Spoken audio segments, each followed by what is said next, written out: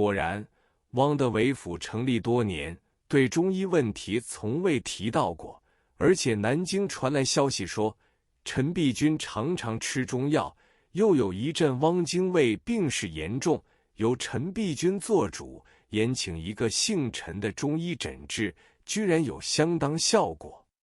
汪精卫半个月不能入睡，吃麻醉药情况越来越坏，服中药后忽转好，竟能安然入睡。这个消息秘密得很，不知怎地，京沪路一带腾传众口，都说汪精卫请了一个姓陈的中医诊病。一天，我家在京沪县上安亭乡下祖坟的坟亲突然到家中来，当时我有应酬在外，他有些不信，认为我一定到南京去看病了。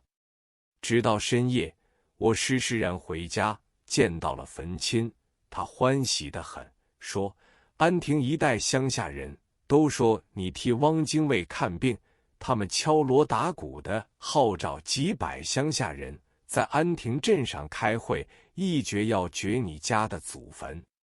当时我就对乡下人说，陈家祖坟已葬了5代，祭田100亩，几十年来不曾叫我们纳一点粮，现在究竟是否陈村人去看病还有问题，由我亲自到上海问个明白，再行举动不迟。乡下人总算看我老面子，限我在2天之内回去报告，而且还要带些证据回去，否则就要对你不客气了。我听了坟亲这番话，心想上海没有这个传说，何以安亭镇会有这种谣言？又想到乡下人的感情冲动得很，有时却会不问情由乱来一通的。我想了好久，就发了一份电报给南京中医工会的郭寿天，向他查问谁替汪精卫看病，姓陈的中医叫什么名字。同时我又想到南京名医张简斋已到了重庆，名气比较大些的有陈训斋，还有一个陈宝华，我也各发一份电报，请他们立刻复电。到第2天中午，我约同那位坟亲2人合摄了一张照片，证明我在上海。坟亲在午餐时表示，京沪路一带的乡民因为清乡委员会以公价收买白米，所以对汪精卫等恨之入骨，既然现在汪病重，应该由他去死。他们得到陈某为汪看病的消息之后，都把积郁在心头的愤恨出在陈某头上，足见当时各地乡人对汪伪政府是恨极了。中午过后，南京的回电来了，说替汪精卫看病的是一位越籍中医陈汉怀。我当即将这个电报交给坟亲，他拿了电报和照片就搭车回安亭，当夜鸣锣开会，把照片和电报给乡人传观，才将掘坟之意取消了。这一场误会总算有惊无险。照从前人的观念，祖坟被掘是不得了的一桩大事，这样一来也算化险为夷了。不料5天之后，有一个越籍人士到我诊所来，给我一张名片。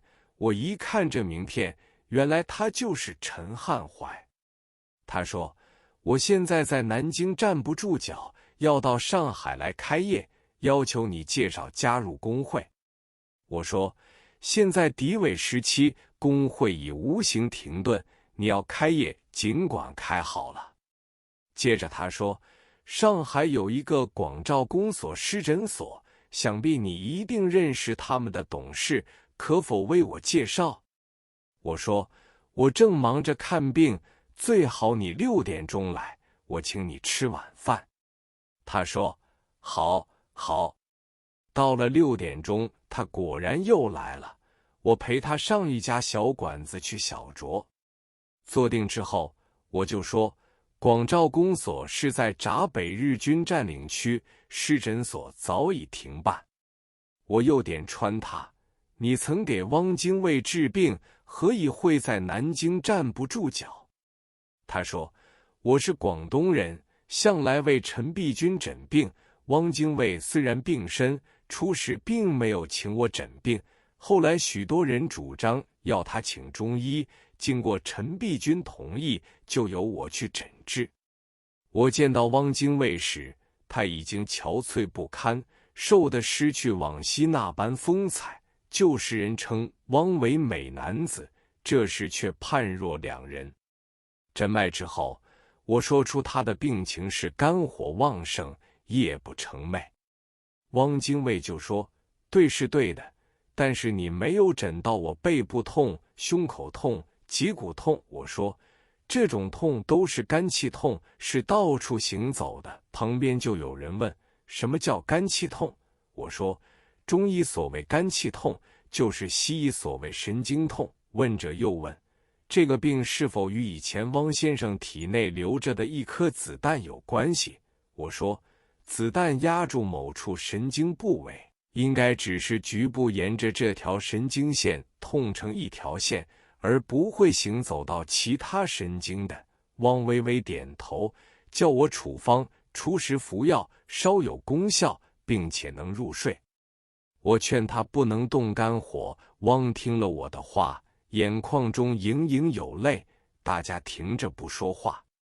我看了5、6天之后，汪的疼痛仍然未见稍减，只是晚间还能一阵阵地小睡。